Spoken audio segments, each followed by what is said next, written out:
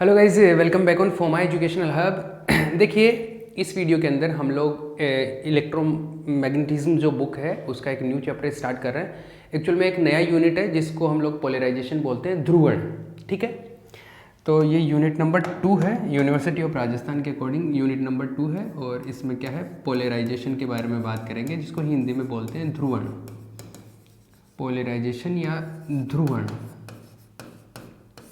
Right. Polarisation या ध्रुवण।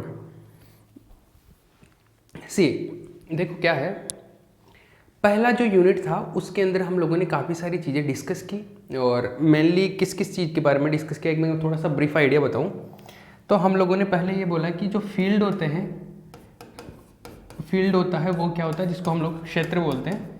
फिर हम लोग बोल रहे हैं फील्ड जो है दो टाइप के होते हैं, एक तो स्केलर और एक वेक्टर, मतलब अदिश और सदिश। अदिश और सदिश ये बोला।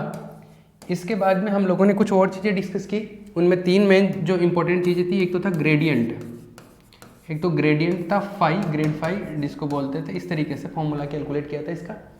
एक है divergence, divergence of a vector quantity, वो ऐसे कैलकुलेट किया था।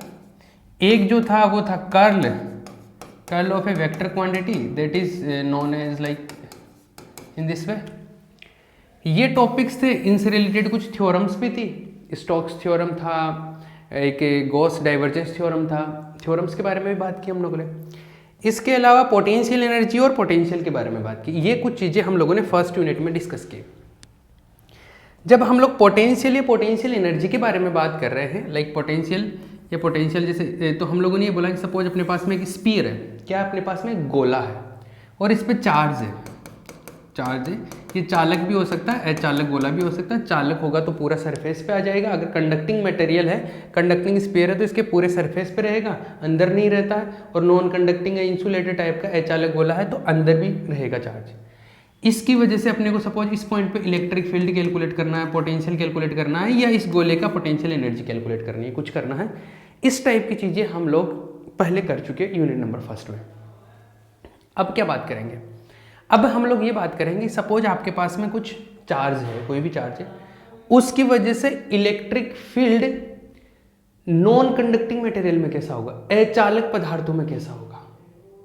तो अचालक पदार्थों में इलेक्ट्रिक फील्ड किस तरीके से होगा, मतलब नॉन कंडक्टिंग मटेरियल्स के अंदर इलेक्ट्रिक फील्ड वो कैसे काम करेगा, तो उसके बारे में इस चैप्टर के अंदर डिस्कस करने वाले हैं हम लोग।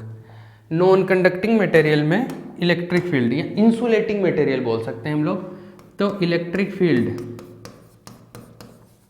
या इलेक्ट्रिक प्रॉपर्टीज भी बोल सकते हैं, electric properties in non conducting materials, in non conducting या इंसुलेटर्स, इन इंसुलेटर्स, इंसुलेटर्स अचालक पदार्थों में, अचालक पदार्थों में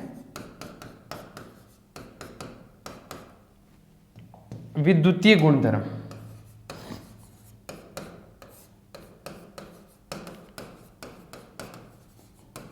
विद्युतीय गुणधर्मों से मतलब है वहां पे हम लोग इलेक्ट्रिक फील्ड की बात करेंगे, ठीक है। तो जब अचालक पदार्थों में इलेक्ट्रिक फील्ड की बात की जाती है तो वहां पर एक कंसेप्ट आता है पोलराइजेशन, ध्रुवण। ये टॉपिक हम लोग इस पूरे यूनिट के अंदर इसी के इर्द गिर्द बात करने वाले हैं। पोलराइजेशन एक ये वर्ड है, ये हम लोग ऑप्टिक्स में भी काम में लेते हैं कि जब वेव्स प्रोपोगेट करती है तो वहाँ पे हम बोलते थे कि पोलराइजेशन किस तरीके का है, सर्कुलर पोलराइज्ड है या रेखीय ध्रुवण है, कैसा है, वो वहाँ पे भी काम में लेते थे। वहाँ पे पोलराइजेशन का मतलब अलग है, यहाँ पे अलग है, ठीक है। तो ये अलग चीज़ है, इलेक्ट्रिक फील्ड से रिलेटेड है। क्या होता है, कैसे होता है, इन सारी चीज़ों के बारे में आगे डिस्कस करेंगे बात। लेकिन पहले अभी हम लोग चैप्टर स्टार्ट करते हैं, तो चलो पहला टॉपिक पढ़ते हैं इसके अंदर। पहला टॉपिक ऐसा है,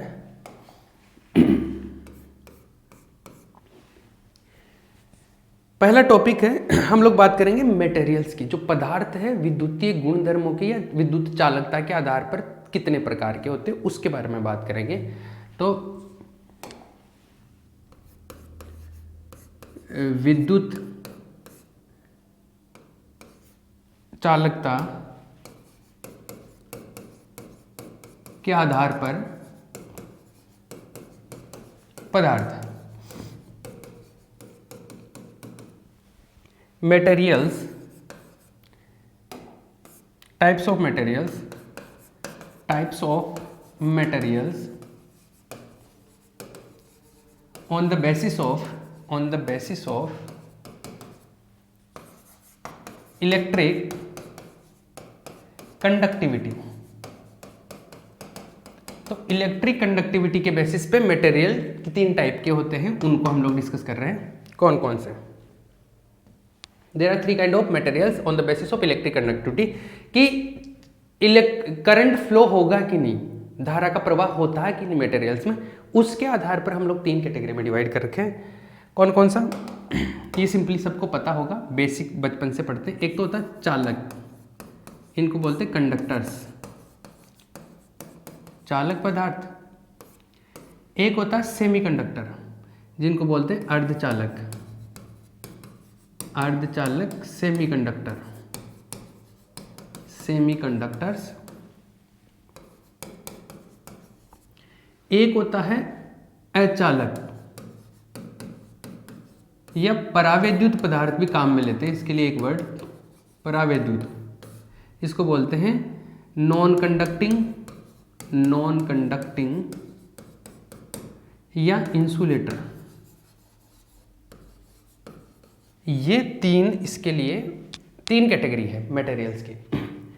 बेसिक आपने पढ़ा होगा, बेसिक सबको पता है कि जिनमें धारा का प्रवाह होता है, जिनमें इजीली करंट फ्लो होता है उनको कंडक्टर बोलते हैं, जिनमें नहीं होता है उनको इंसुलेटर या नॉन कंडक्टिंग मटेरियल बोलते हैं, और जिनमें नॉर्मल टेम्परेचर पर नहीं होता लेकिन टेम्परेचर बढ़ाने पे करंट फ्लो होने लग जाता है, मतलब इन दोनों के बीच में करंट फ्लो का लेवल होता है, वो होता है सेमीकंडक्टर। ये सिंपल डेफिनेशन सबको स्कूलिंग से पता होती है ना, इतना बेसिक हम लोग जानते हैं।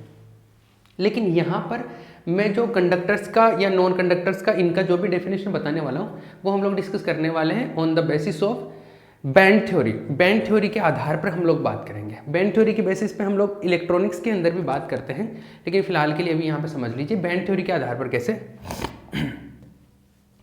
बैंड थ्योरी आपने शायद 12th क्लास में भी पढ़ा होगा, एक आता है बैंड सिद्धांत, जिसके बेसिस पे हम लोग इसको एक्सप्लेन करते हैं। और बैंड सिद्धांत क्या है उसको थोड़ा सा पहले मैं एक बार बता देता हूँ। यहाँ पे साइड में देखो क्या है, अपने पास में कोई भी एटम है तो उस एटम के अंदर ऐसे ऑर्बिट्स होते हैं, ठीक है, ऑर्बिट्स होते हैं। तो इन ऑर्बिट्स के अंदर क्या होते हैं? इलेक्ट्रॉन्स होते हैं। लाइक ऐसे कुछ भी, जैसे मैं बना रहा हूँ ऐसे रैंडम कुछ भी इलेक्ट्रॉन्स बना रहा हूँ। ये जो कक्षा है, जैसे ये बाहर वाला कक्षा, ये इसको बोलते हैं संयोजकता कक्ष। ये है वैलेंसी ऑर्बिट, ठीक है, वैलेंसी ऑर्बिट है। इसमें इलेक्ट्रॉन रहेगा तो उसके पास में कुछ ना कुछ एनर्जी है। सपोज इलेक्ट्रॉन यहाँ पे है या यहाँ पे है या यहाँ पे, इस ऑर्बिट में कहीं पे भी है, उसकी एनर्जी कितनी है? सपोज E1 है, सेम ही रहेगी ऑर्बिट में कहीं पे भी रहे। एक जो फॉर्मूला होता है ना एनर्जी का, बोर्स लॉ के अकॉर्डिंग -13.6 अपॉन n² वाला, ये फॉर्मूला आपको याद होगा शायद।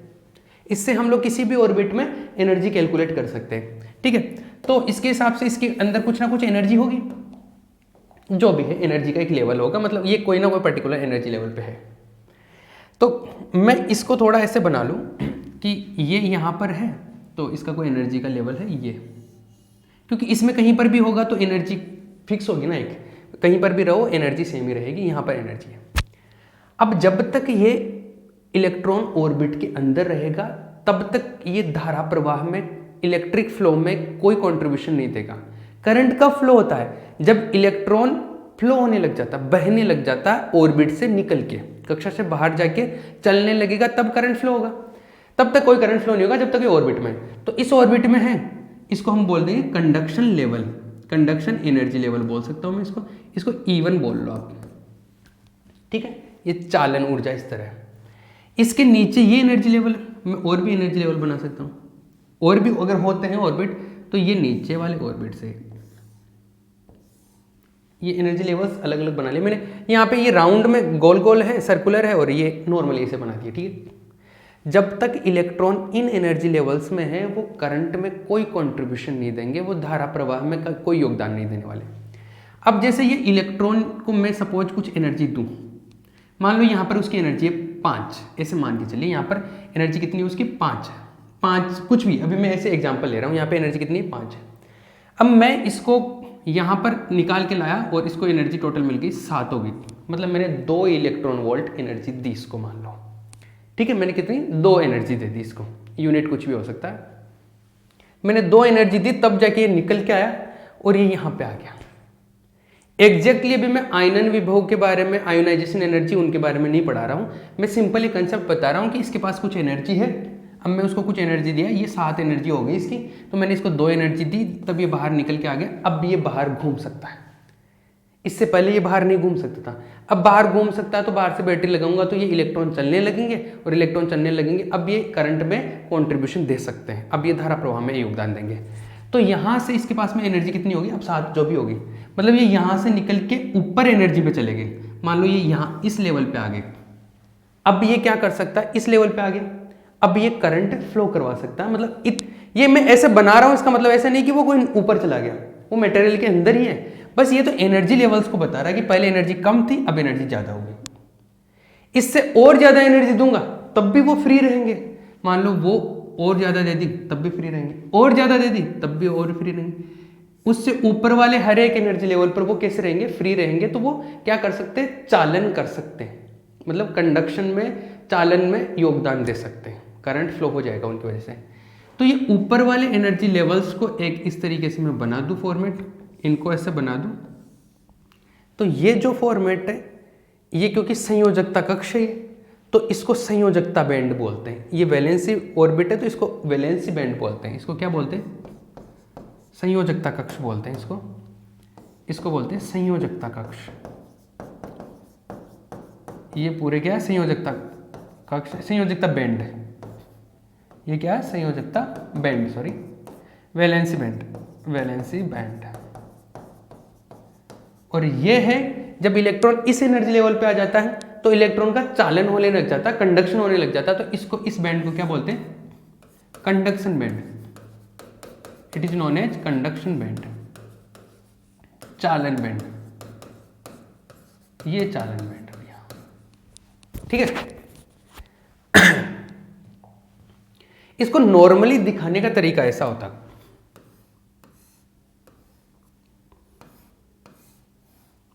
ऐसा इनको दिखाने का तरीका होता है, ठीक है। ये जो है कंडक्शन बैंड हो गया CB, और ये वैलेंसी बैंड हो गया VB। इसकी एनर्जी मान लो E1 है यहाँ पर सबसे ऊपर, और इसकी सबसे नीचे की एनर्जी E2 है। इन दोनों के बीच का जो एनर्जी लेवल है, इसको बोलते हैं फॉरबिडन एनर्जी गैप, वर्जित ऊर्जा अंतराल। इट इज नोन एज वर्जित ऊर्जा अंतराल।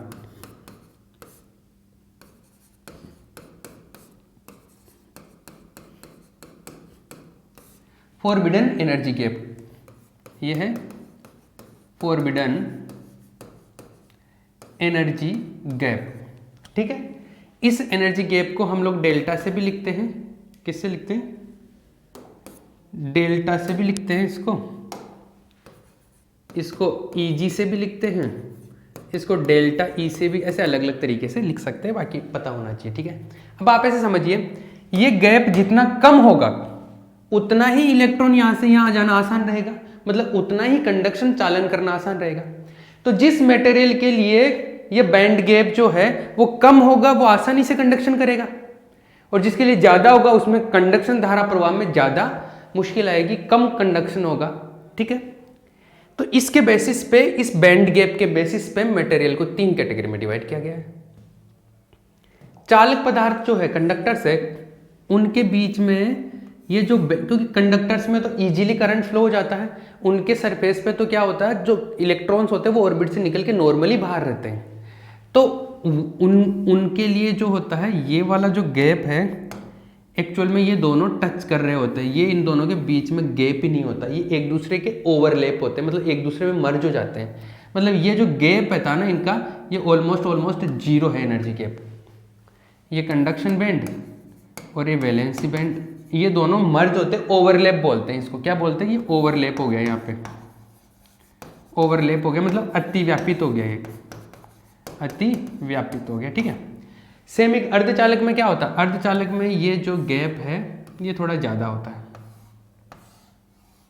इसलिए थोड़ा इनको कंडक्शन कराने में थोड़ा जोर आता है, इतनी एनर्जी देनी पड़ेगी। और ये जो गैप होता है ये जनरली होता है 1.5 से लेके करीबन 3 तक।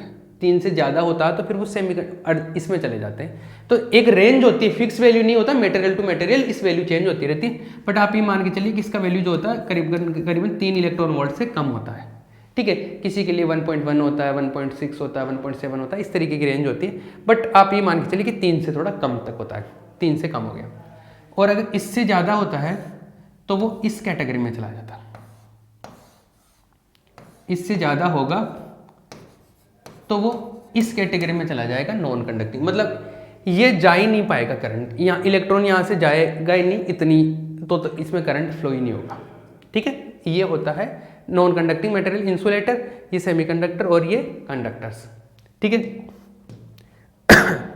अब मैं इलेक्ट्रिक फील्ड की बात कर रहा था। इलेक्ट्रिक फील्ड कंडक्टर्स के अंदर जो चालक पदार्थ होते हैं उनके अंदर तो इलेक्ट्रिक फील्ड 0 होता है। ये चालक पदार्थों की, कंडक्टर्स की प्रॉपर्टी होती है, तो इसकी तो बात करने वाले हैं नहीं अभी हम, इसकी भी बात नहीं करेंगे। सेमीकंडक्टर्स जो होते हैं इलेक्ट्रॉनिक्स में डिस्कस करते हैं। सेमीकंडक्टर डिवाइसेस जो होते हैं ना, diode, triode diode, amplifier, transistor, वो जो सारी चीज़ें बनाते हैं वो इससे ही बनाते हैं, सेमीकंडक्टर से, मोस्टली सिलिकॉन से। तो उसके बारे में उसमें बात करेंगे, यहाँ पे बात नहीं करेंगे। अभी हम लोग जो बात करने वाले हैं वो इंसुलेटर की बात करने वाले हैं। किसकी? इंसुलेटर की। कि इंसुलेटर के अंदर क्या होता है, उसमें करंट तो फ्लो होगा नहीं, लेकिन उसके अंदर इलेक्ट्रिक फील्ड, क्योंकि उसमें फ्री इलेक्ट्रॉन्स तो होते नहीं है, तो उसमें और प्रॉपर्टीज होती है। वो क्या क्या प्रॉपर्टीज होती है, वो पोलराइजेशन का जो प्रॉपर्टी वो इसके अंदर ही आता है। तो अब हम लोग इंसुलेटर की प्रॉपर्टीज के बारे में बात करेंगे, सारी चीज़ें इसी के ऊपर है। ठीक है, चलिए ये मटेरियल्स का क्लासिफिकेशन हो गया, नोट्स मिल जाएंगे आपको। आप चाहे तो ये छोटी छोटी चीज़ें बना भी सकते हैं, कोई प्रॉब्लम नहीं है। ठीक है, बाकी नोट्स मिल जाएंगे आपको।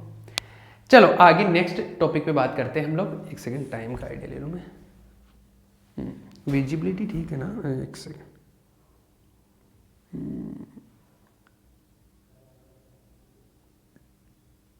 ठीक है।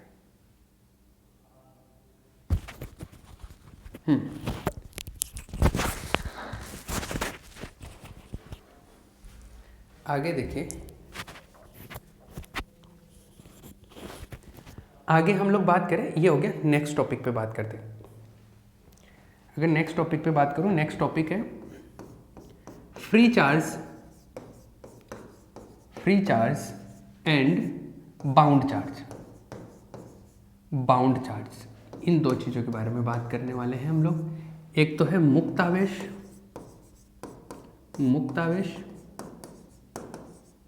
और एक क्या है, बद्ध आवेश।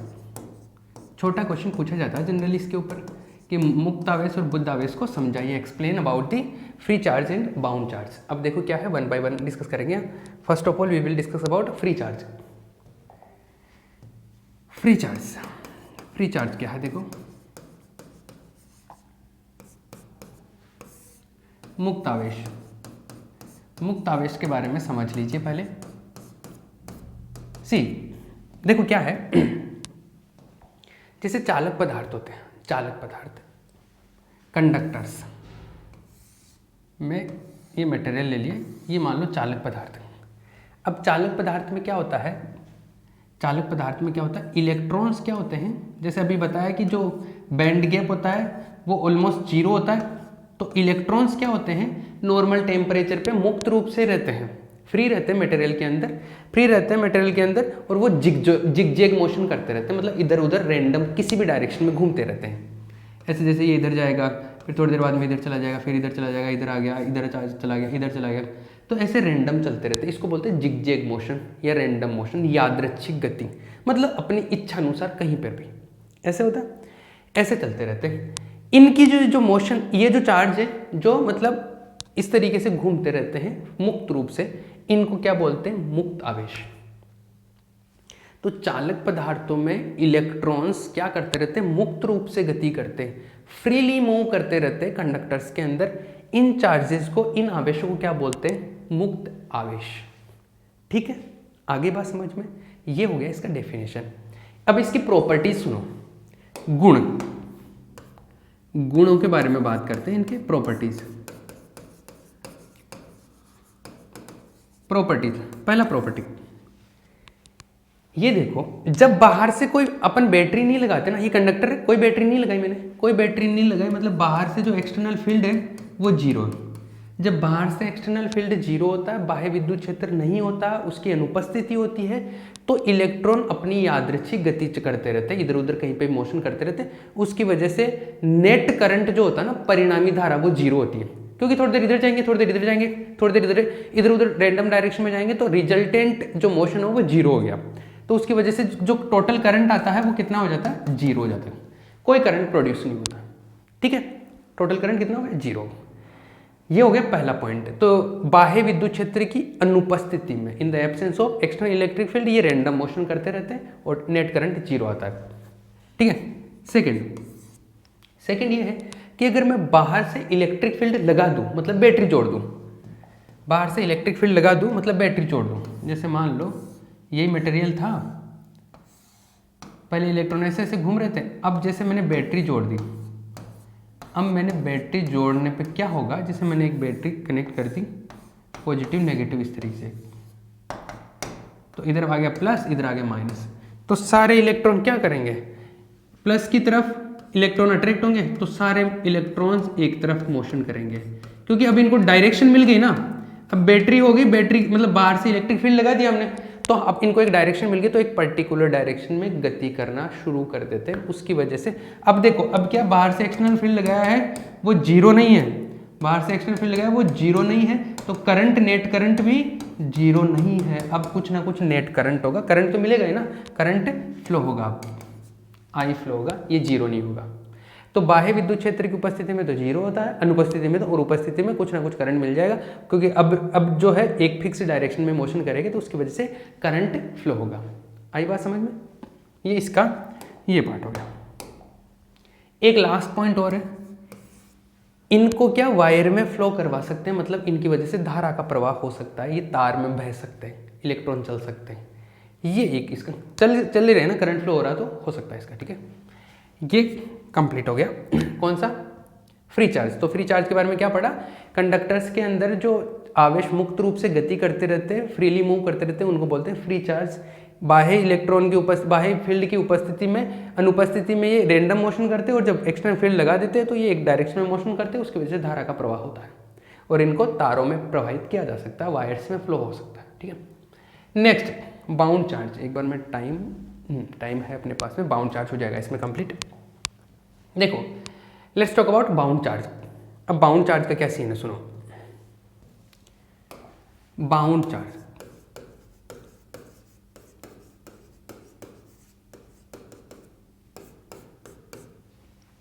बाउंड चार्ज का क्या सीन है, बाउंड चार्ज ऐसा है,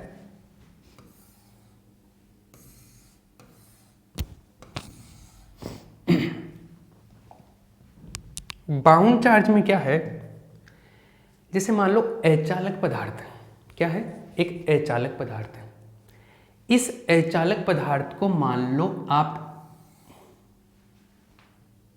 इलेक्ट्रिक फील्ड में रखते हो। कहां पे रखते हो? इलेक्ट्रिक फील्ड में, बाह्य विद्युत क्षेत्र में। जैसे मान लो एक प्लेट है, ये पॉजिटिव प्लेट है, और एक प्लेट है ये नेगेटिव प्लेट है। एक तरीके से पॉजिटिव प्लेट और नेगेटिव प्लेट रहता तो कैपेसिटर बन जाता, संधारित्र बन जाता। तो आप ऐसे समझ लीजिए संधारित्र के बीच में रखा हुआ है।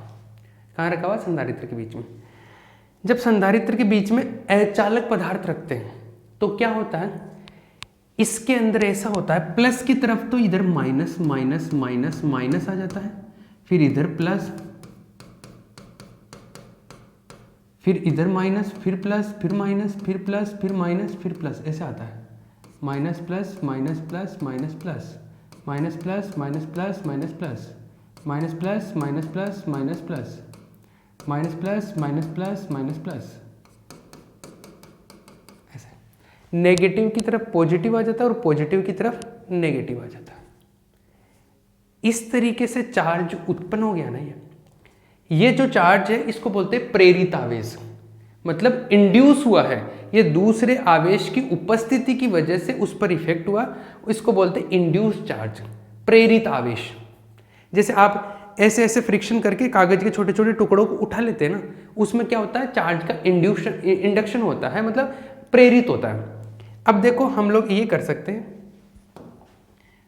इन सबको मैं बी, देखो ये प्लस माइनस से कैंसिल हो गया, ये प्लस माइनस से कैंसिल हो, इस प्लस माइनस से कैंसिल आउट हो गया, ये प्लस इस माइनस से, इस प्लस ये माइनस से, ये प्लस ये माइनस से, ये प्लस माइनस से, ये इससे कैंसिल आउट हो गया, ये इससे कैंसिल आउट हो गया, ये दोनों इससे, ये दोनों एक दूसरे से, ये दोनों एक दूसरे से, ये एक दूसरे से, ये ऐसे, ये सब कैंसिल आउट हो गए ऐसा। इधर नेगेटिव नेगेटिव बच गया, इधर पॉजिटिव पॉजिटिव चार्ज बच गया। ये जो आवेश है ये प्रेरण के कारण आया है ना, प्रेरित, टोटल तो अब भी जीरो है, ये टोटल पॉजिटिव टोटल नेगेटिव के बराबर है, तो टोटल तो अब भी जीरो है। लेकिन अगर मैं फेसेस पे बात करूं तो इधर टोटल नेगेटिव चार्ज है, इधर टोटल पॉजिटिव चार्ज है। ये जो आवेश आया है कैसे आया है? प्रेरण के कारण, इंडक्शन के कारण। इस आवेश को, इस चार्ज को बोलते हैं बद्ध आवेश। क्या बोलते हैं? बाउंड चार्ज या बद्ध आवेश। इट इज कॉल्ड बद्ध आवेश, बाउंड चार्ज बोलते हैं इसको। क्या बोलते हैं इसको? बाउंड चार्ज, इसको बद्ध आवेश बोलते हैं। तो जब किसी अचालक पदार्थ को, परावैद्युत पदार्थ को, इंसुलेटर को इलेक्ट्रिक फील्ड के बीच में रखते हैं तो उस पर आवेश प्रेरित होता है, और वो जो प्रेरित आवेश होता है, जो चार्ज इंड्यूस होता है, इस इंड्यूस चार्ज को क्या बोलते हैं? बद्ध आवेश बोलते हैं, बाउंड चार्ज बोलते हैं। ठीक है, ये हो गया बाउंड चार्ज का डेफिनेशन। इसकी प्रॉपर्टीज देखो, इसके गुणधर्म देखो। पहला, जब इलेक्ट्रिक फील्ड में नहीं रखते हैं ना इसको, मतलब इलेक्ट्रिक फील्ड की अनुपस्थिति में, in the absence of electric field, तब ये कैसा रहता है? ये ऐसे रहता है, जैसे आपका कोई अचालक पदार्थ है, परावैद्युत पदार्थ है, इंसुलेटर, तो इसमें जो मॉलिक्यूल होते हैं ना, अणु, जैसे मान लो कोई HCl है, तो एक ये तो पॉजिटिव हो गया, ये Cl माइनस, मतलब ऐसा हो गया, ये एक तरफ पॉजिटिव है और एक तरफ माइनस, ऐसे बता सकते हैं इसको। तो ये मॉलिक्यूल है, मॉलिक्यूल्स इस तरीके से सेट रहते हैं, minus plus minus plus plus minus, मतलब कोई भी रैंडम तरीके से, इसमें कोई पैटर्न नहीं है ना, ये रैंडम तरीके से रहता है ऐसे, ये ओरिएंटेशन इनका फिक्स नहीं होता। तो ये किसी भी तरीके से यादृच्छिक रूप से ऐसे रहते हैं, ठीक है।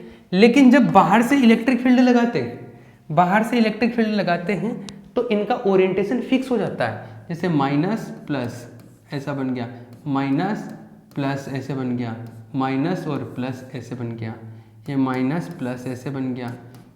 ये क्या होता है? जब बाहर से इलेक्ट्रिक फील्ड लगाते हैं तो बाहर से जो इलेक्ट्रिक फील्ड लगाया उसके अकॉर्डिंग अनुरेखित हो जाते हैं, मतलब बाहर से इलेक्ट्रिक फील्ड लगाया उसके हिसाब से सेट हो जाते हैं। प्लस की तरफ माइनस आ जाता है और माइनस की तरफ प्लस आ जाता है। इसको हम लोग बोलते हैं पोलराइजेशन, मतलब ये जो ध्रुवण, ये जो चार्ज प्रेरित हुआ ना, इसी को बोलते हैं हम लोग ध्रुवण। ये है पोलराइजेशन। पोलराइजेशन के बारे में नेक्स्ट लेक्चर में पूरा डिटेल में पोलराइजेशन पर ही डिस्कस करेंगे, लेकिन ये पोलराइजेशन है।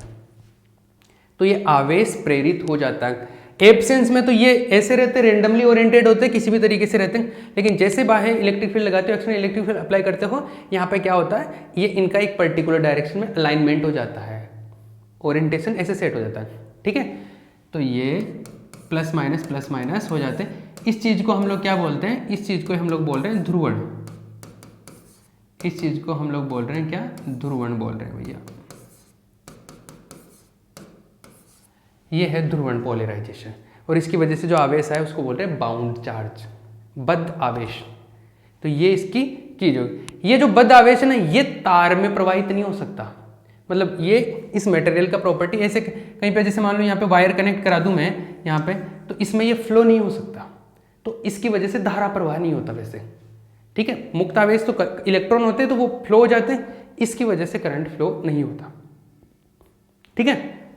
ये चीज, ये बाउंड चार्ज का प्रॉपर्टी हो गया। तो बाउंड चार्ज की वजह से करंट फ्लो नहीं होता है वायर्स में, उसमें उसकी फ्री चार्ज की वजह से होता है, ठीक है।